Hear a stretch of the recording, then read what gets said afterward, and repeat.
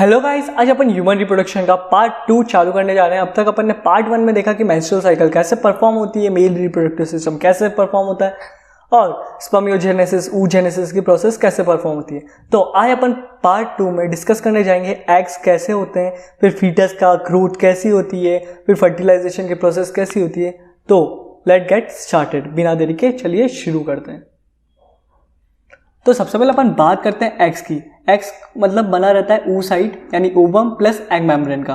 तो कितने टाइप्स की एग मेम्ब्रेन होती है? तो 3 टाइप की एग मेम्ब्रेन होती है। एक प्राइमरी एग मेम्ब्रेन होती है, सेकेंडरी एग मेम्ब्रेन होती है और तीसरी टर्शरी एग मेम्ब्रेन होती है।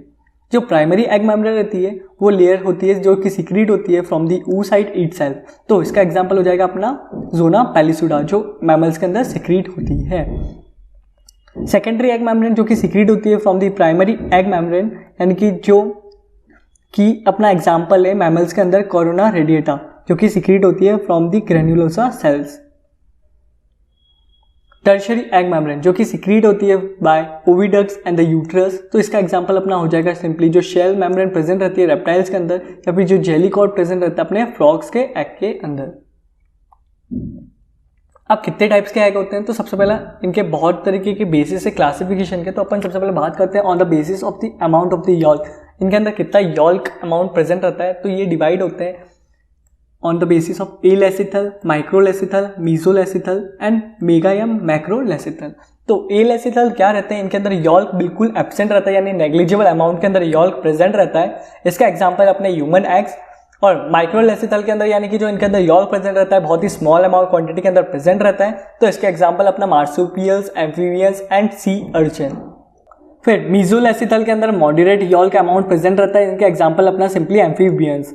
मेगा या फिर मैक्रोलेसिथल के एग्जांपल इनके अंदर यॉल्क जो रहता है बहुत ज्यादा क्वांटिटी के अंदर प्रेजेंट रहता है। इनके अपने एग्जांपल हो जाएंगे रेप्टाइल्स और बर्ड्स या फिर इंसेक्ट्स या प्रोटोथेरियन मैमल्स जो कि एग लेइंग मैमल्स होते हैं। फिर दूसरा बेसिस है क्लासिफिकेशन का on the basis of the distribution of the yolk cell, यानी कि यॉल्क सेल का डिस्ट्रीब्यूशन कैसे होता है। तो ये डिवाइड होता है on the basis of homolecithal and the हेट्रोलेसिथल।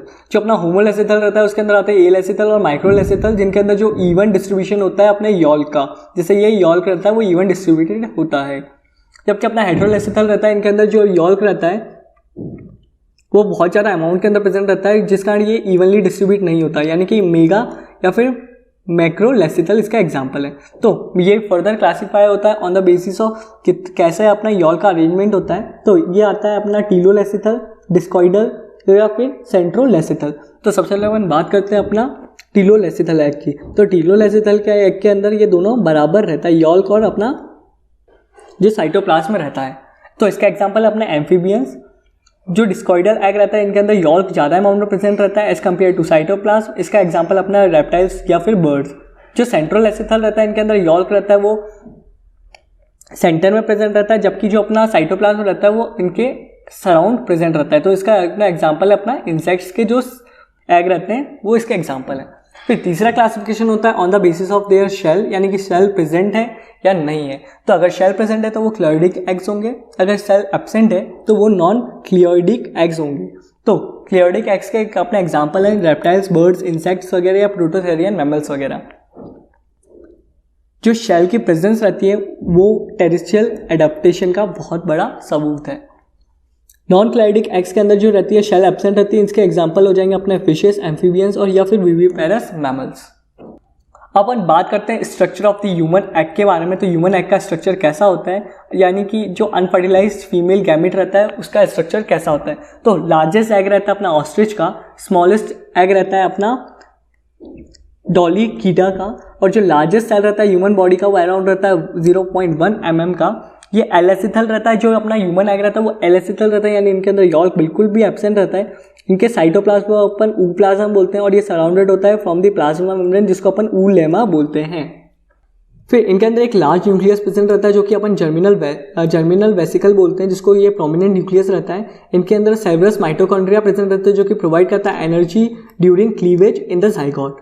फिर इनके अंदर कॉर्टिकल ग्रेन्यूल्स प्रेजेंट रहते हैं, ये बेनीथ रहते हैं अपने ooलेमा के। ये कॉर्टिकल ग्रेन्यूल्स हैं जो कि कंटेन करते हैं अपना हाइड्रोलाइटिक एंजाइम। इनके अंदर कोई भी सेंट्रियोल या सेंट्रोसोम प्रेजेंट नहीं रहता। जो सेंट्रोसोम या सेंट्रियोल रहता है वो अपना मेल गैमेट कंट्रीब्यूट करता है। तो part of the egg from where polar body, जहाँ पोलर बॉडी रहती है वहाँ को अपन एनिमल पोल बोलते हैं। इनके पेरीविटेलाइन स्पेस प्रेजेंट रहती है, वो किस के बीच में प्रेजेंट रहती है, वो जोना पेलिसुडा और oocyte के बीच में प्रेजेंट रहती है। जो अपना oocyte रहता है वो सराउंड होता है फ्रॉम द 2 एग मेम्ब्रेन, उसका नाम है जोना पेलिसुडा और कोरोना रेडिएटा। जो जोना पेलिसुडा रहती है वो प्राइमरी एग मेम्ब्रेन है जो कि सीक्रेट होती है from both oocyte and the granulosa cells, जो कि नॉन सेल्युलर नेचर के अंदर रहती है और ग्लाइकोप्रोटीन की बनी रहती है। जबकि अपनी जो कोरोना रेडिएटर रहता है वो सेकेंडरी लेयर एग मेम्ब्रेन रहती है, ये अपनी 2-3 लेयर की बनी रहती है ऑफ द ग्रैन्युलोसा सेल्स। ये एम्बेडेड होती है ग्राउंड सब्सटेंस के अंदर, इनके अंदर हाइड्रोलिडिनिक एंजाइम प्रेजेंट रहता है। ये अपना डायग्राम है अपने ह्यूमन एग का। तो मैंने जैसा बताया जो एनिमल जहाँ पे पोलर बॉडी प्रेजेंट रहती है उसको अपन एनिमल पोल बोलते हैं और उसके अपोजिट जस्ट होता है अपना वेजिटल पोल। तो ये अपना न्यूक्लियस हो गया, जर्मिनल वेसिकल, ये सेरेब्रल माइटोकॉन्ड्रिया हो गया, ये अपना कॉर्टिकल ग्रैन्यूल्स हो गया जो कि बीनीथ रहता है अपना ऊलेमा के, और ये जोना पेलिसुडा की लेयर हो गई और ये कोरोना रेडिएटा हो गया। और इन दोनों के बीच में जो स्पेस प्रेजेंट रहती है अपनी oocyte और जोना पेलिसुडा के बीच में उसको अपन पेरीविटेलाइन स्पेस बोलते हैं। तो फर्टिलाइजेशन कहाँ होता है अपने ओवम और स्पर्म का? तो ये फर्टिलाइजेशन होता है एम्ब्रियोलरी स्टमक जंक्शन पे, यानी यहाँ कहीं ये फर्टिलाइजेशन होता है। तो जो अपनी स्पर्म की वाइबिलिटी रहती है वो 24 से 48 घंटे रहती है, जबकि अपनी ओवम की वाइबिलिटी रहती है वो 48 to 72 आवर्स रहती है। इंसेमिनेशन क्या होता है? इंसेमिनेशन यानी कि अपन रिलीज करते हैं sperm by penis into the vagina of the female. Fertilisation के अंदर क्या होता है? फर्टिलाइजेशन यानी कि fusion of the male and the female gamete. इनके अंदर क्या होता है? सबसे पहले इंटरमिक्सिंग होती है अपने साइटोप्लाज्म की, जिसको अपन प्लाज्मोगैमी बोलते हैं। फिर फ्यूजन होता है अपना प्री न्यूक्लियर यानी कि न्यूक्लियस का फ्यूजन होता है जिसको अपन कैरियोगैमी बोलते हैं। फिर फ्यूजन या इंटरमिक्सिंग होती है अपनी क्रोमोसोम्स की, जिसको अपन एम्फी मिक्सेस बोलते हैं। तो ऑस्कर हेडविग थे जिन्होंने सबसे पहले ऑब्जर्व करा था फर्टिलाइजेशन को इन सी अर्चिन। तो मैंने जैसा बताया साइट ऑफ द फर्टिलाइजेशन क्या होती है, वो एम्ब्रियोलरी स्टमक जंक्शन होता है। जो fertilisation and pregnancy is possible only if egg and sperm जो प्रेजेंट रहे फर्टिलाइजेशन साइट पे एट अ सेम टाइम, यानी कि जो अपना हर कॉपुलेशन रहता है वो प्रेगनेंसी के अंदर रिजल्ट नहीं करता है, क्योंकि इन दोनों का सेम टाइम पे प्रेजेंट होना बहुत ज़रूरी है। अब अपन बात करते हैं स्टेप्स ऑफ फर्टिलाइजेशन की। तो फर्टिलाइजेशन के अंदर क्या क्या स्टेप्स इन्वॉल्व होती है? सबसे पहले आती है अपनी कैपेसिटेशन। कैपेसिटेशन क्या होता है? इनके अंदर साइकोलॉजिकल मैच्योरेशन हो जाता है अपने स्पर्म्स का inside the female genital tract. तो स्पर्म के अंदर क्या क्या चेंजेस होते हैं? तो ये 6 से 7 घंटे की प्रोसेस होती है। तो इनके अंदर सबसे पहले अपनी डिस्टिप्लाइज कर देता है अपनी plasma membrane of the sperm को। फिर इनके अंदर इन्फ्लक्स होता है कैल्शियम आयंस का, जिस वजह से इनकी जो हाइपर मोटाइल हो जाते हैं। ये हाइपर मोटाइल के अंदर जो इनकी टेल रहती है वो प्रोस्टाग्लैंडिन्स के थ्रू ये मूव आगे फॉरवर्ड करते हैं अपने वजाइना के अंदर। फिर दूसरी होती है एंटी फर्टिलिन रिएक्शन, यानी कि इनके अंदर एक एंटी फर्टिलिन प्रेजेंट रहता है अपने स्पर्म के अंदर और फर्टिलिन प्रेजेंट रहता है अपने एग मेम्ब्रेन के अंदर। फर्टिलिन एक तरीके का ग्लाइकोप्रोटीन है, जबकि एंटी फर्टिलिन एक एसिडिक प्रोटीन है। तो ये कीमो अट्रैक्शन रहता है जो कि लीड करता है अपने स्पर्म और एग को आपस में जोड़ने के लिए। तो ये स्पेसिफिक होता है, यानी कि एक स्पीशीज का हमेशा एक ही स्पीशीज का स्पर्म और ओवम होना चाहिए, तभी वो फर्टिलाइज आपस में कर पाएंगे, नहीं तो वो नहीं कर पाएंगे। फिर एक्रोसोम रिएक्शन होती है। एक्रोसोम रिएक्शन क्या होती है? ये ऑकर होती है जब स्पर्म है ना बाइंड करता है with zona pellucida receptor on zona pellucida, जो कि ज़ेना पेलिसुडा के रिसेप्टर प्रेजेंट रहते हैं ऑन ज़ेना पेलिसुडा, उससे ये बाइंड करता है अपना स्पर्म। तो इसके अंदर एक्सोसाइटोसिस होता है स्पर्म लाइसिन का फ्रॉम द एक्रोसोम, ये होता है ड्यू टू कैल्शियम आयंस। तो इनके अंदर 3 एंजाइम प्रेजेंट रहते हैं जो अपने स्पर्म लाइसिन रहते हैं, इनके अंदर 3 एंजाइम प्रेजेंट रहते हैं। वो रहता है हाइल्यूरिडिनेज, यानी कि इनके अंदर ये डाइजेस्ट करता है अपने हाइल्यूरिडिनिक एसिड लेयर को। फिर कोरोना पेनिट्रेटिंग एंजाइम जो कि पेनिट्रेट करता है कोरोना रेडिएटा को। फिर एक्रोसिन या जोना लाइसिन जो कि डाइजेस्ट करता है अपनी जोना पेलिसुडा को। तो इनके एंजाइम्स को याद करने के लिए अपन ने ट्रिक बनाई है। जो कैलिफोर्नियन एप्पल रहता है वो बहुत ज़्यादा यूज रहता है। तो अ ह्यूज कैलिफोर्नियन एप्पल। तो ए से एक्रोसोम, एच से हाइल्यूरिडिनेज, सी से कोरोना पेनिट्रेटिंग एंजाइम और ए से एक्रोसिन। फिर एंड में क्या होता है क्रोमोसोमल एक्रोसोमल रिएक्शन के? तो ये क्या रहता है, जो ऊर्ध्वा रहती है वो प्रोट्रूड हो जाती है, जिस कारण फास्ट ब्लॉक हो जाता है अपनी पॉलीस्पर्मिया का। ये किस कारण फास्ट ब्लॉक होता है? क्योंकि सोडियम जो चैनल्स रहती है वो ओपन हो जाती है, यानी कि इन्फ्लक्स होने लग जाता है अपने सोडियम आयन का, जिस कारण जो डीपोलराइजेशन हो जाती है अपनी ऊलेमा की।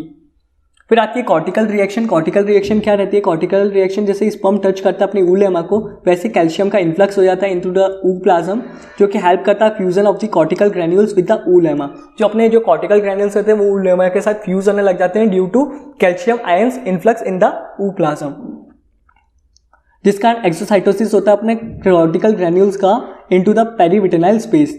फिर आती है अपनी जोना रिएक्शन। जोना रिएक्शन क्या करती है?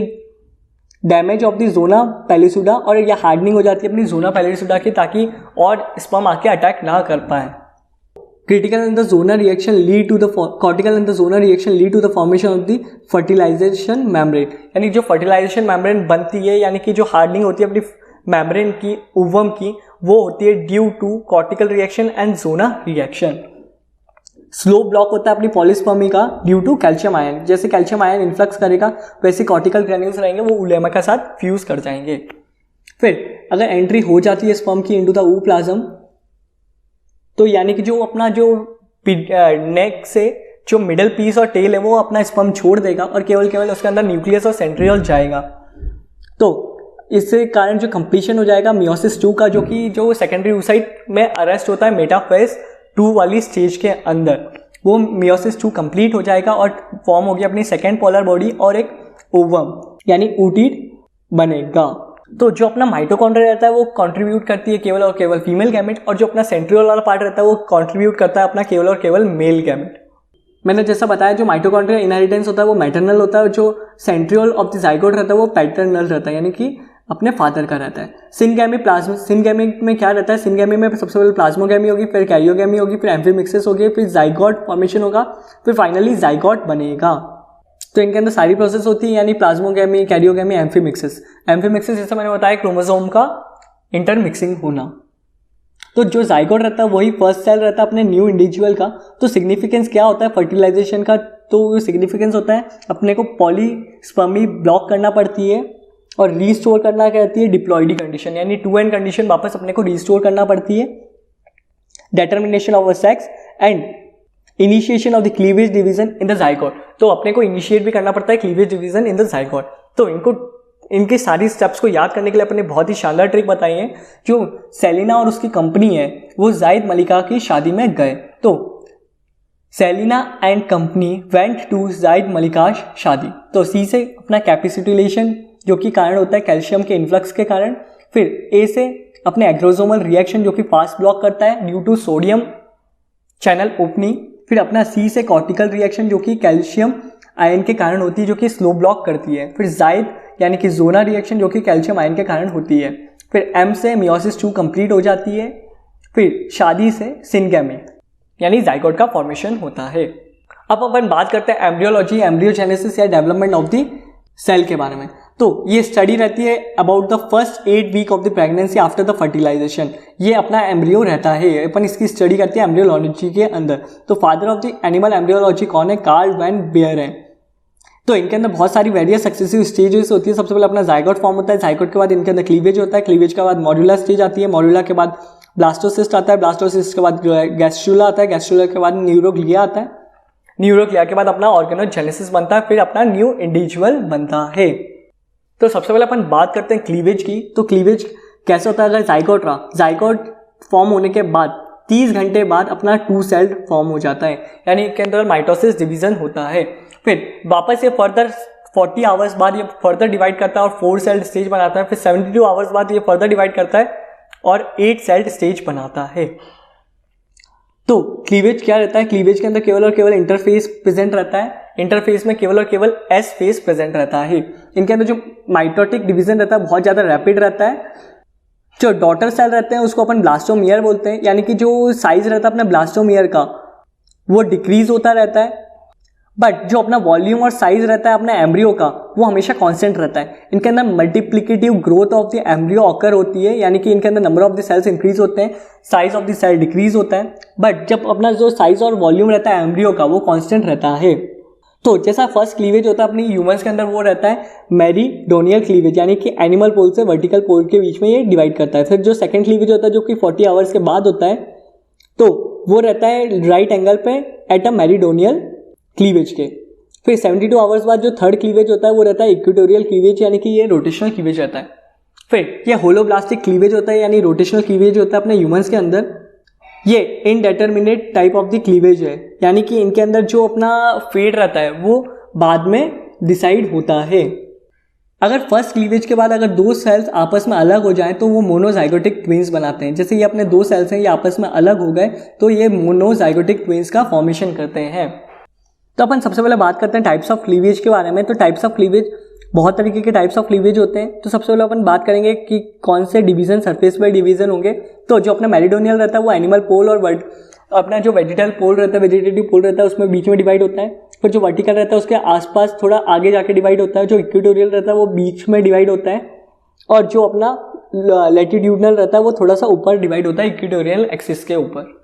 फिर जो अपना सेकंड बेसिस है टाइप्स ऑफ द क्लीवेज का वो है अपना amount of the distribution of the yolk. तो इसके अंदर होलोब्लास्टिक प्रेजेंट रहते हैं और एक रहता है अपना मीरोब्लास्टिक यानी इनकम्प्लीट क्लीवेज। ठीक है, इनके अंदर जो होलोब्लास्टिक रहता है इनके अंदर पूरा सेल डिवाइड होता है, जबकि अपना जो मीरोब्लास्टिक रहता है इनके अंदर केवल और केवल साइटोप्लाज्म डिवाइड होता है, ना कि यॉल्क डिवाइड होता है।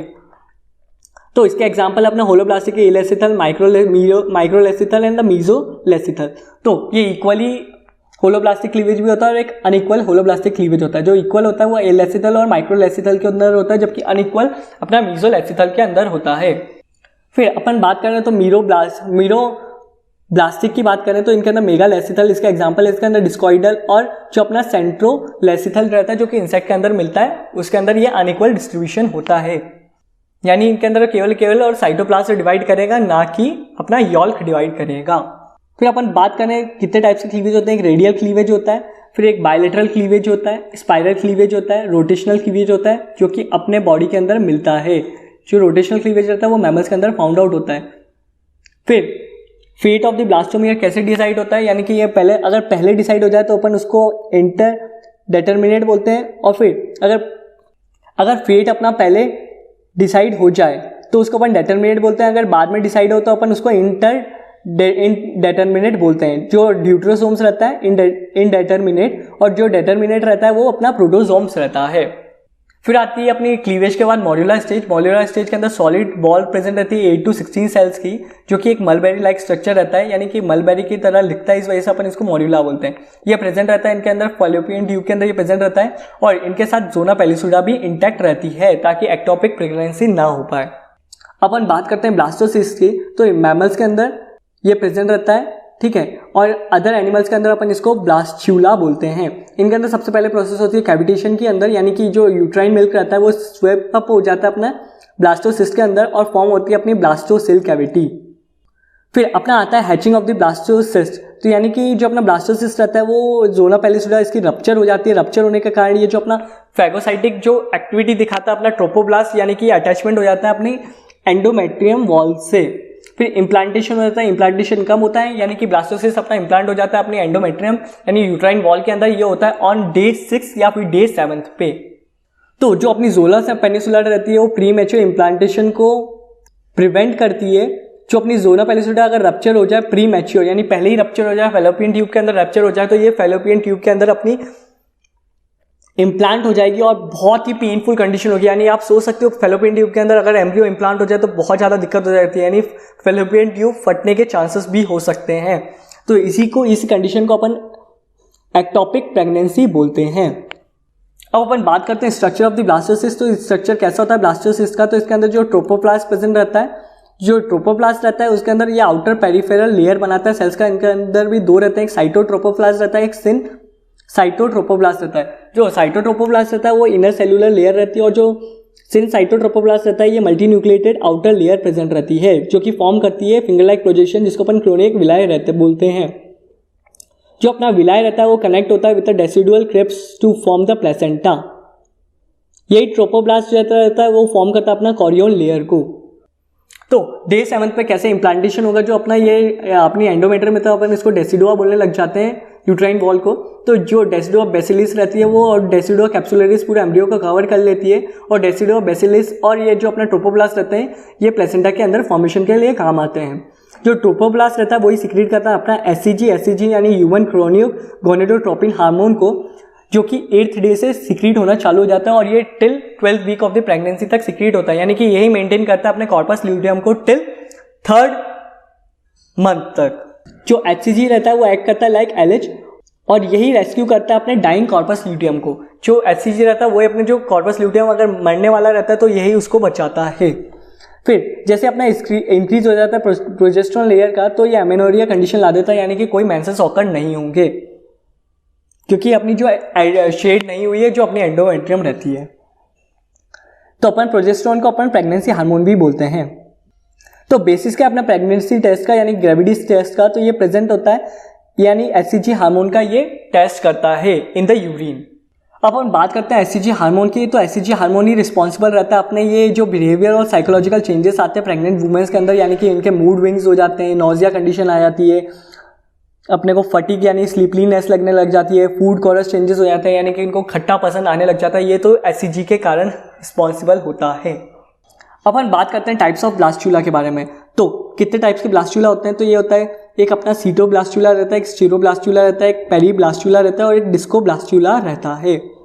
जो अपना सीटोब्लास्टुला रहता है वो हेलोब्लास्टुला रहता है जो कि फॉक के अंदर प्रेजेंट रहता है। जो अपना स्टीरोब्लास्टुला रहता है वो सॉलिड रहता है जो कि नीरस और सिलेंट्रेट के अंदर प्रेजेंट रहता है, जबकि अपना पेरीब्लास्टुला इंसेक्ट के अंदर प्रेजेंट रहता है। जो डिस्कोब्लास्टुला रहता है वो रेप्टाइल्स, बर्ड्स और प्रोटोथेरियन मैमल्स के अंदर प्रेजेंट रहता है।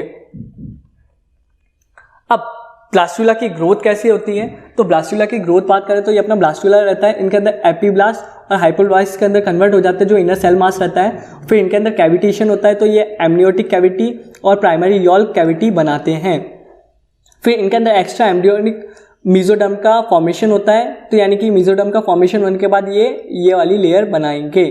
फिर ये फर्दर डिवाइड होते रहेंगे और जो अपना एमनियन बनाएंगे, फिर ये अपना यॉल्क सेल बनाएंगे जो कि अपना एलेंटोनियल रहता है और एक कनेक्टिंग स्टॉक बनाएंगे जो कि फॉर्म करेगा अपने एक्स्ट्रा एम्ब्रियोनिक मेम्ब्रेन के कारण। फिर जो अपना एमनियोटिक कैविटी रहती है वो अपने एम्ब्रियो को पूरी तरह से कवर कर लेती है और अपने अंदर यॉल्क जो रहता है वो इसके थोड़े से अवशेष बच जाते हैं जिस वजह से अम्बिलिकल कॉर्ड का फॉर्मेशन होता है। और क्रोनिक विलाय किस कारण फॉर्म होती है? क्रोनिक विलाय अपने ट्रोपोब्लास्ट के कारण फॉर्म होती है। अब अपन बात करते हैं गैस्ट्रुलेशन की। गैस्ट्रुलेशन यानी कि इसके अंदर जो प्राइमरी जर्म लेयर रहती है वो डिवाइड होती है एक्टोडर्म, मेसोडर्म और एंडोडर्म के अंदर। तो इनके अंदर सबसे पहले क्या रहता है, अपना जो प्राइमरी ग्रूव रहता है वो फॉर्मेशन होता है प्राइमरी स्ट्रिक का, जिस कारण जो अपना एपीब्लास्ट रहता है, एपीब्लास्ट फॉर्म करता है अपने एंडोडर्म और मेसोडर्म को, और जो हाइपोब्लास्ट रहता है वो फॉर्म करता है अपने एंडोडर्म को। तो गैस्ट्रुलेशन एक डायनामिक प्रोसेस है जिसके अंदर मॉर्फोजेनेटिक्स होती है अपने cellular mass of the cells की। तो कैसे एपीब्लास्ट फॉर्म करता है अपने एंडोडर्म को? तो जो एपीब्लास्ट का जो अपना इनर सेल मास रहता है वो नीचे आता है और अपने बाइंड अप होता है किसके साथ? हाइपोब्लास्ट के साथ, इनकॉर्पोरेट होता है अपने हाइपोब्लास्ट के साथ, जिस कारण पहली लेयर का फॉर्मेशन होता है वो लेयर रहती है अपनी एंडोडर्म। फिर by migratory form of the cell mass primitive group जो रहती है वो फॉर्म होती है बाय हैंसन्स, जिसको अपन हैंसन्स नोड भी बोलते हैं। जैसा मैंने बताया जो प्रिमिटिव ग्रुप फॉर्म हुई है वो अपने जो सेल के मास के माइग्रेशन के कारण हुई है। इसके अंदर कंटेन होते हैं अपने मेसोडर्मल सेल्स जो कि फॉर्म करते हैं नोटोकॉर्ड को इन द लेट एम्ब्रियो। तो डी एलिमिनेशन के कारण क्या होता है, जो अपने मेसोडर्म फॉर्मेशन होती है फ्रॉम दी एपीब्लास्ट वो बिटवीन होती है एंडोडर्म एंड द एक्टोडर्म। जो रिमेनिंग एपीब्लास्ट रहता है वो फॉर्म करता है अपना एक्टोडर्म को। जो अपना कॉर्डा मेसोडर्मल सेल्स रहते हैं यही जो एक्ट करते हैं एज अ प्राइमरी ऑर्गेनिज्म और यही सिक्रीट करते हैं कुछ केमिकल्स को जो कि ऑर्गेनोजेनेसिस यानी ऑर्गन फॉर्मेशन के लिए काम आता है। जो सबसे पहले अपना ऑर्गन फॉर्म होता है वो होता है हार्ट, जो कि 21st डे पे फॉर्म हो जाता है। जो सबसे पहला अपना ऑर्गन सिस्टम फॉर्म होता है वो रहता है नर्वस सिस्टम, जो कि 20 to 28 डेज तक फॉर्म हो जाता है। फिर अपन बात करते हैं न्यूरलेशन की। न्यूरलेशन क्या होता है? न्यूरलेशन ये होता है डेवलप फ्रॉम द एक्टोडर्म, ये 3rd week of the pregnancy तक बन जाता है। यानी कि इनके अंदर जो न्यूरल प्लेट रहती है और जो अपनी नोटोकॉर्ड रीजन रहता है, तो न्यूरल प्लेट फर्दर के अंदर ग्रूव्स आते हैं, ग्रूव्स टूट के बर्ड ऑफ हो जाते हैं, यानी कि ये न्यूरल क्रेस्ट और न्यूरल ट्यूब का फॉर्मेशन करेंगे। जो न्यूरल ट्यूब रहेगा वो अपना सीएनएस का फॉर्मेशन करेगा, जबकि जो अपना न्यूरल क्रेस्ट रहता है वो फॉर्म करता है अपना पेरिफेरल नर्वस सिस्टम का। यानी कि जो न्यूरल ट्यूब रहता है वो सीएनएस का फॉर्मेशन करता है और जो न्यूरल क्रेस्ट रहता है वो फॉर्म करता है अपना पीएनएस को यानी पेरिफेरल नर्वस सिस्टम को। अब अपन बात करते हैं ऑर्गेनोजेनेसिस के। ऑर्गेनोजेनेसिस यानी formation of the organs from the 3 germ layers. तो इनके अंदर 3 जर्म लेयर कौन सी होती है?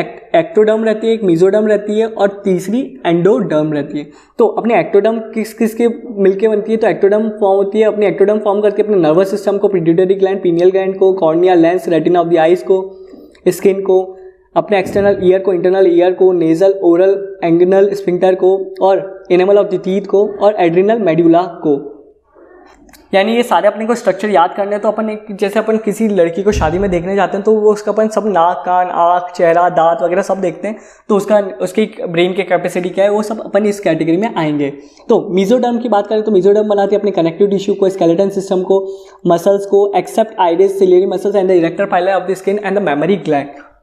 जो किडनी और यूरेटर को बनाते हैं, सीएनएस को बनाते हैं, एड्रिनल कॉर्टेक्स को बनाते हैं, टूथ को बनाते हैं, और जो अपना एंडोडर्म रहता है वो बनाता है अपने डाइजेस्टिव सिस्टम को, डाइजेस्टिव ग्लैंड्स को, रेस्पिरेशन को, रेस्पिरेटरी सिस्टम को, थायराइड, पैराथायराइड, थाइमस ग्लैंड को, मिडिल ईयर को, यूरिनरी ब्लैडर को, यूरेथ्रा को। अब अपन बात करते हैं प्लेसेंटा की। प्लेसेंटा जो करता है वो कनेक्शन में होता है between mother and the foetus. ये एक टेम्परेरी कनेक्शन रहता है। तो कितने टाइप्स के प्लेसेंटा रहते हैं, तो ये सबसे पहले अपन बेसिस डिवाइड करेंगे अपना प्लेसेंटल बैरियर, कितने बैरियर प्रेजेंट रहते हैं। तो टोटल 6 बैरियर प्रेजेंट रहते हैं। एक मदर के अंदर 3 बैरियर रहते हैं और फीटस के 3 बैरियर रहते हैं। मदर के 3 बैरियर, एक कनेक्टिव टिश्यू रहता है, फिर उनका जो एंडोथीलियम रहता है और मदर की यूट्राइन एपिथीलियम रहती है। फीटल के अंदर भी 3 बैरियर रहते हैं, एक फीटल का एपिथीलियम रहता है, फीटल का एंडोथीलियम रहता है और कनेक्टिव टिश्यू रहता है। तो एपिथीलिया क्रॉनिक के अंदर साढ़े 6 के 6 बैरियर प्रेजेंट रहता है। इसका एग्जाम्पल अपने हॉर्स एंड पिग। जो स्फिनोडर्मोकोरॉइड प्लेसेंटा रहता है इनके अंदर केवल 5 बैरियर प्रेजेंट रहते हैं, यानी मैटरनल एपिथीलियम बैरियर एब्सेंट रहता है। इसका एग्जाम्पल अपने कैटल्स। फिर एंडोथीलिया जो कॉरॉइड प्लेसेंटा रहता है इनके अंदर केवल 4 बैरियर प्रेजेंट रहते हैं, यूटेराइन एपिथेलियम और मैटरनल का कनेक्टिव टिश्यू एब्सेंट रहता है। इसका एग्जाम्पल अपने डॉग, कैट्स, लायन। फिर हीमोक्रोनियल प्लेसेंटा रहता है इनके अंदर केवल और 3 बैरियर प्रेजेंट रहते हैं और वो केवल और केवल placental barrier, foetal barrier present रहते हैं। मदर के तीनों जो बैरियर रहते हैं वो एब्सेंट रहते हैं, यानी कि मैटरनल ब्लड वो रहता है, वो बात करता है अपने फीटल कॉरियन को। ये प्राइमेट्स के अंदर कंडीशन आती है। फिर हीमो एंडोथीलियल प्लेसेंटा, तो इनके अंदर केवल और केवल एक बैरियर प्रेजेंट रहता है, अपना फीटल एंडोथीलियम प्रेजेंट रहता है, जो कि एग्जांपल है इसका अपने रैट्स और रैबिट। तो दूसरा बेसिस है क्लासिफिकेशन का प्लेसेंटा का, वो है एक्स्ट्रा एम्ब्रियोनिक मेम्ब्रेन जो कि कंट्रीब्यूट करती है। तो यल्क साइड प्लेसेंटा रहता है जिनके अंदर ये बहुत प्रिमिटिव टाइप प्लेसेंटा रहता है। फिर रहता है अपना क्रोनिया विटेलाइन प्लेसेंटा जिसके अंदर कोरियन प्लस यल्क साइड प्रेजेंट रहता है। तीसरा रहता है अपना क्रोनियो एलेंटोनियन प्लेसेंटा जिनके अंदर कोरियन और एलेंटोनियन प्रेजेंट रहता है, जिसका एग्जाम्पल अपने मैमल्स। जो ह्यूमंस का रहता है वो क्रोनियल प्लेसेंटा रहता है। फिर तीसरा बेसिस है अपना ये यूट्राइन वॉल के साथ कैसा आफ्टर पैचुरेशन कैसे ये प्रोसेस को परफॉर्म करेंगे, ठीक है, यानी कि क्या क्या डिलीवर होगा आफ्टर पैचुरेशन। तो नॉन डेसिडुएट प्लेसेंटा रहता है, डेसिडुएट प्लेसेंटा रहता है और कॉन्ट्रा डेसिडुएट प्लेसेंटा रहता है। जो नॉन डेसिडुएट प्लेसेंटा रहता है इनके अंदर केवल और केवल फीटल पार्ट डिलीवर्ड होता है, जिसका एग्जाम्पल अपने हॉर्स, पिग, कैमल, जिराफ वगैरह।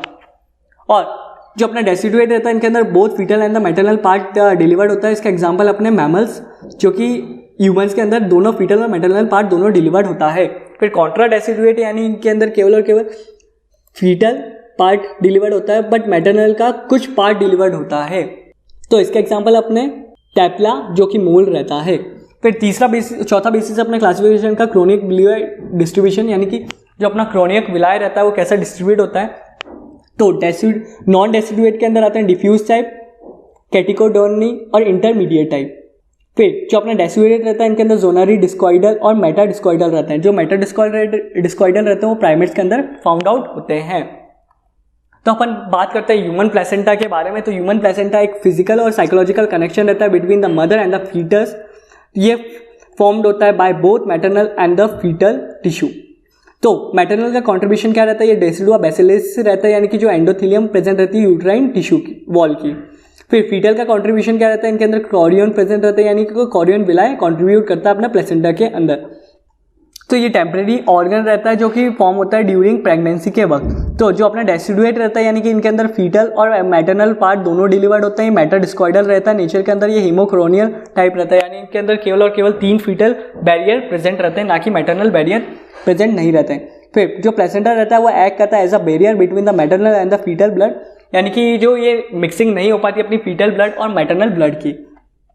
तो जो अपना फुली डेवलप फीटस जो अपना फुली डेवलप रहता है वो रहता है 10 to 12 वीक्स में ये फुली डेवलप हो जाता है इन द प्रेगनेंसी टाइम। तो इनके फंक्शंस क्या रहता है, ये प्रोवाइड करता है न्यूट्रिशन टू द फीटस, ये गैशियस एक्सचेंज के अंदर परफॉर्म करता है, वेस्ट एलिमिनेशन करता है from the foetus into the maternal blood, फिर ये प्रोवाइड करता है इम्यूनिटी टू द फीटस यानी आईजीजी टाइप की इम्यूनिटी प्रोवाइड करता है, फिर टेम्पररी एंडोक्राइन ग्लैंड की तरह भी एक्ट करता है। तो ये अपना एम्ब्रियो जब अटैच हो जाता है यानी इम्प्लांट हो जाता है, तो इम्प्लांट होने के बाद ये जैसे क्रोनिक विलाई और जो अपना एंडोथेलियम का जो डेसिडो वेसिलिस वाला पार्ट रहता है वो प्लेसेंटा फॉर्म करता है।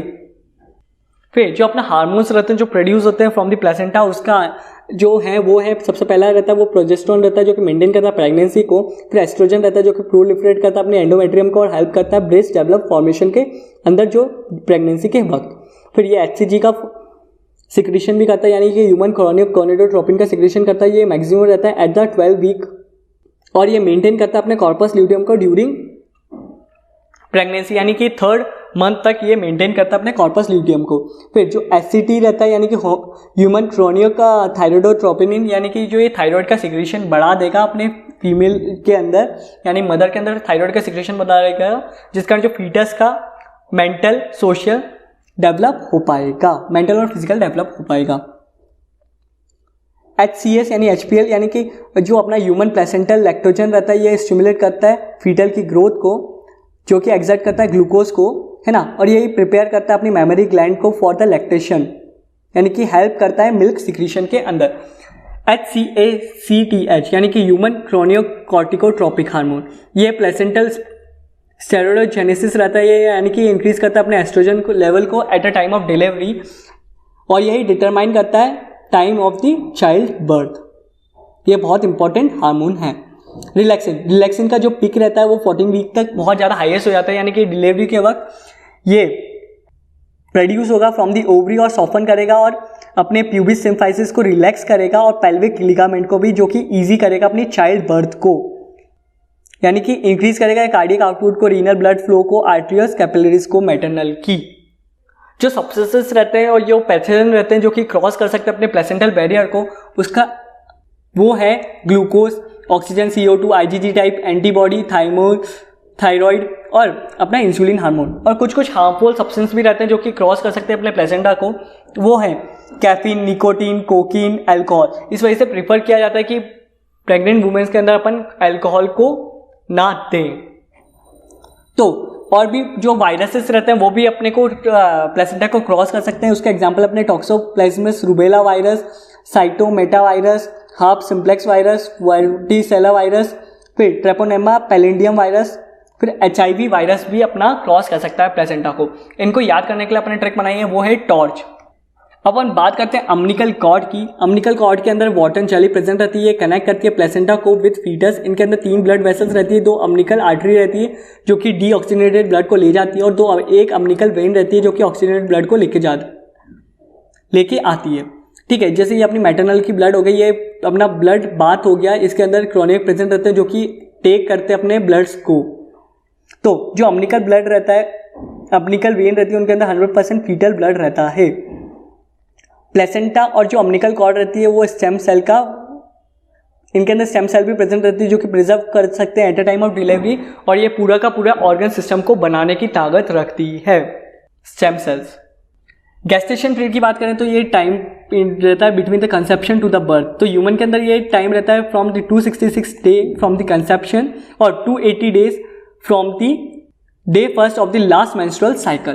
तो यानी कि 40 वीक्स के अराउंड होती है। और काउ के अंदर ये रहती है 9 मंथ्स की, बफेलो के अंदर रहती है 10 मंथ्स की, डॉग्स के अंदर रहती है 60 to 65 डेज की, और कैट्स के अंदर रहती है 50 to 65 डेज की। और सबसे ज़्यादा लंबी रहती है अपनी गेस्टेशन पीरियड, वो रहती है एलिफेंट के अंदर, ये रहती है अराउंड 22 डेज की, यानी 60 डेज की। तो major milestones in the development of the biology. तो कौन कौन से अपने जो ऑर्गन्स रहते हैं वो डेवलप होते जाते हैं during the month of the pregnancy, यानी कौन कौन से वीक में क्या क्या डेवलप होता है, कौन कौन से मंथ में क्या क्या डेवलप होता है। तो अप टू 8 वीक्स तक ये कंसेप्शन हो जाता है कि एम्ब्रियो डेवलप आ चुका है। फिर आफ्टर 8 वीक्स 2 मंथ्स तक ये अपना फीटस बनने लग जाता है। फिर इम्प्लांटेशन हो जाता है अपना एम्ब्रियो का। फिर 21st डे तक अपना हार्ट फॉर्म होने लग जाता है, यानी कि जो फीटस की पहली हार्ट बीट सुनाई देती है। फिर 20 to 28 डेज तक जो अपना नर्वस सिस्टम डेवलप हो जाता है। फिर 2 मंथ ऑफ द प्रेगनेंसी के बाद अपने लिम्स और डिजिट्स आने लग जाते हैं। फिर आफ्टर 3 मंथ्स अपना जो मेजर ऑर्गन सिस्टम है वो फुली डेवलप होने लग जाते हैं। फिर 4th मंथ के पास पहुँचते पहुँचते जो अपनी hair growth maximum growth rate रहता है ये अपना 4th मंथ के अंदर। 5th मंथ के अंदर जो अपने हेयर्स रहते हैं वो आने लग जाते हैं, यानी और फीटल की मूवमेंट भी स्टार्ट हो जाती है 5th मंथ के अंदर। 6th मंथ के अंदर जो अपना आईलिड रहती है वो सेपरेट होने लग जाती है और ग्रोथ होती है अपनी आई लैशेस की।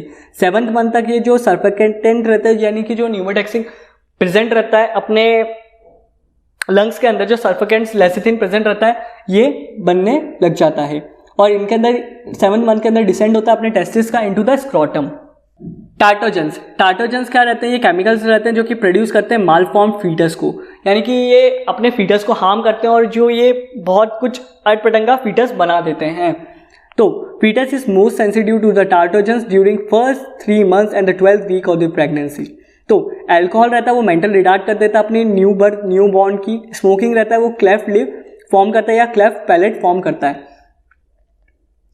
फिर चिकन पॉक्स वाला जो वायरस रहता है वो ब्लाइंडनेस करता है कॉज अपनी फीटस के अंदर।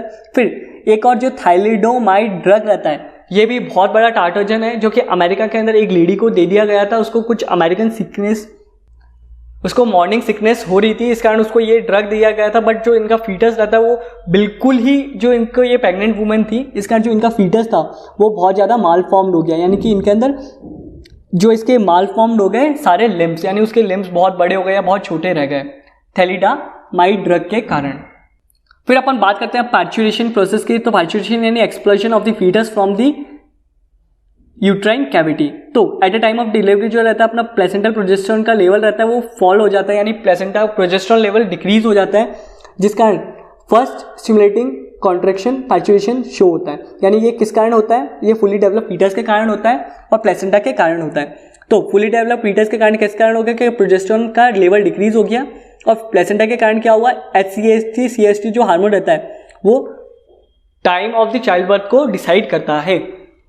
तो ये इनिशियल कॉन्ट्रैक्शन शो करते हैं अपने यूट्राइन की, तो इस वजह से इसको अपन फीटल रिजेक्शन रिफ्लेक्स भी बोलते हैं। माइल्ड यूट्राइन कॉन्ट्रैक्शन आने को जो अपन लेबर पेन बोलते हैं, स्टिमुलेट होता है पोस्टीरियर पिट्यूटरी ग्लैंड को, ये स्टिमुलेट करता है और ये रिलीज करता है अपने ऑक्सीटॉक्सिन को, हार्मोन को रिलीज करता है, जिस कारण जो अपना ये इंड्यूस करता है स्ट्रॉन्ग यूट्राइन कॉन्ट्रैक्शन को। जो अपना प्लेसेंटल FSH रहता है वो एस्ट्रोजन इंक्रीज करता है eight the time of delivery और इंक्रीज करता है ऑक्सीटॉक्सिन रिसेप्टर को, जिस कारण जो स्ट्रॉन्ग यूट्राइन कॉन्ट्रैक्शन आते हैं तो फ्रिक्वेंसी और इंटेंसिटी इंक्रीज हो जाएगी अपनी कॉन्ट्रैक्शन की, जिस कारण जो सर्वाइकल का डायलेशन हो जाएगा और eight the time of delivery अपना रिलैक्सिन हार्मोन भी जो रहता है वो इंक्रीज हो जाता है, जो सॉफन करता है अपने प्यूबिक सिम्फाइसिस को और पेल्विक लिगामेंट को लूजन करता है, जिस कारण इजी चाइल्ड डिलीवरी के अंदर यह हेल्पफुल होता है। अब स्टेजेस ऑफ द पार्चुरेशन की बात करें तो इनके अंदर डायलेशन स्टेज होती है, दूसरी रहती है अपनी एक्सप्लोशन स्टेज और तीसरी रहती है अपनी स्टेजेस आफ्टर बर्थ। तो सबसे पहले अपन बात करेंगे डायलेशन स्टेज के अंदर। डायलेशन स्टेज के अंदर क्या रहता है? अपना सर्विक्स का डायलेशन हो जाएगा और रप्चर हो जाएगी अपनी एमनियन कैविटी, यानी कि रिलीज हो जाएगा अपने एमनियोटिक फ्लूइड का। फिर जो अपने एक्सपल्शन स्टेज रहती है इसके अंदर सब एक्सपल्शन होगा, यानी कि जो अपना फीटल वगैरह का एक्सपल्शन होगा, यानी फीटस अपना बाहर आएगा, यानी कि सबसे पहले अपना हेड बाहर आता है फीटस का, ठीक है, और अपन ये इसका शिफ्ट होगा from the placental ventilation to the pulmonary ventilation, जिस कारण जो बच्चा सबसे पहली बार रोता है वो इसी कारण रोता है। फिर जो स्टेजेस ऑफ आफ्टर बर्थ, यानी कि from the child delivery to the delivery of after birth, तो अम्निकल कॉर्ड का काटना, फिर प्लेसेंटा और डिसिडुअल वाला पार्ट रिमूव करना, तो ये टेक करता है अराउंड 50 to 20 मिनट्स। तो जो अपना ऑक्सीटॉक्सिन रहता है वो चाइल्ड बर्थ हार्मोन रहता है और ये कॉम्प्लेक्स न्यूरो एंडोक्राइन प्रोसेस है पार्चुरेशन। फिर अपन बात करते हैं लैक्टेशन की। लैक्टेशन यानी कि सिक्रीशन और रिलीज होना अपना मिल्क का from the memory gland to nurse the newborn baby. तो जो अपना मिल्क का सिक्रीशन होता है वो from the prolactin and the HPL यानी ह्यूमन प्लेसेंटल लैक्टोजन। तो अपना मिल्क इजेक्शन होता है वो फ्रॉम दी ऑक्सीटॉक्सिन होता है, यानी कि जो बेबी सक करता है निप्पल को तो मिल्क इजेक्ट होता है, मिल्क इजेक्शन रिफ्लेक्स होता है, ऑक्सीटॉक्सिन रिलीज होता है from the posterior pituitary lobe, और कॉन्ट्रैक्शन होता है अपना जो मेमरी ग्लैंड की मसल्स है उसका कॉन्ट्रैक्शन होगा, रिलीज होगा मिल्क। तो जो अपना कोलेस्ट्रॉम रहता है वो अपना yellow viscous dark yellow fluid रहता है जो कि रिलीज होता है आफ्टर फ्यू डेज बर्थ के, यानी कि जब फीटस डिलीवर हो जाएगा, जो अपना चाइल्ड न्यूबॉर्न डिलीवर हो जाएगा उसके कुछ दिनों तक कोलेस्ट्रॉम रिलीज होता है। तो जो कोलेस्ट्रॉम रहता है इनके अंदर कोई भी फैट प्रेजेंट नहीं रहता और इनके अंदर IgA टाइप की एंटीबॉडी प्रेजेंट रहती है जो कि प्रोवाइड करती है अपनी passive immunity to the newborn. तो मिल्क के अंदर इनहिबिटरी पेप्टाइड प्रेजेंट रहते हैं, जो कि जब बेबी के अंदर बेबी सक नहीं करेगा मिल्क को तो ये अपना जो मिल्क का सिक्रीशन है वो रुक जाएगा। तो गाइस थैंक यू, अपन ने समाप्त कर लिया ह्यूमन रिप्रोडक्शन को भी 2 पार्ट्स के अंदर। तो जो दोनों पार्ट्स की फर्स्ट पार्ट की लिंक है वो मैंने डिस्क्रिप्शन के अंदर डाल दी है। सो और वीडियोस के लिए इंतजार कीजिए।